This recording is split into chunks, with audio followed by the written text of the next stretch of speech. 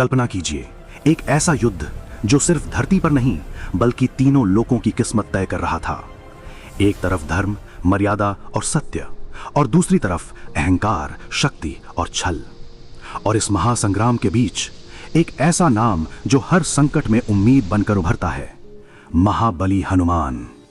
लेकिन क्या आप जानते हैं, इस महान योद्धा के जीवन में एक ऐसा रहस्य भी छिपा है जिसे जानकर आप चौंक जाएंगे।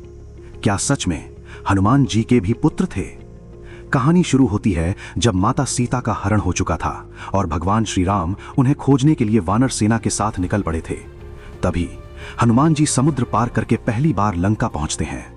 अंधेरी रात, चारों ओर राक्षसों का पहरा, लेकिन एक वानर बिना डरे लंका की धरती पर कदम रखता है। खोजते खोजते वो अशोक वाटिका पहुंचते हैं, जहां माता सीता दुख में बैठी होती हैं।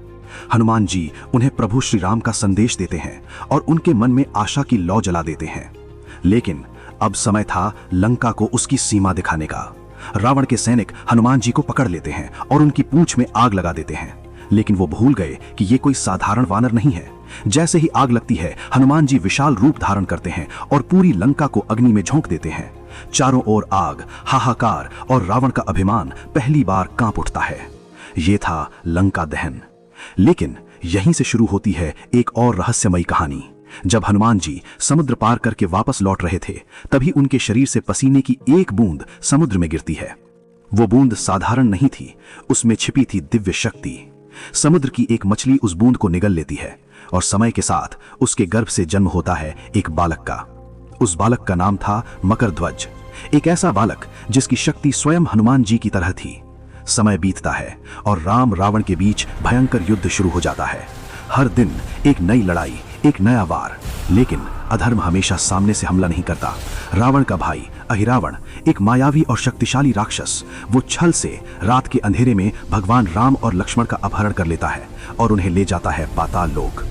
जब ये खबर हनुमान जी तक पहुंचती है तो उनकी आंखों में आग जल उठती है। वो तुरंत पाताल लोक की ओर बढ़ते हैं, लेकिन वहां उनका रास्ता रोकता है एक योद्धा। वो योद्धा निडर, शक्तिशाली और अडिग था। नाम था मकरध्वज।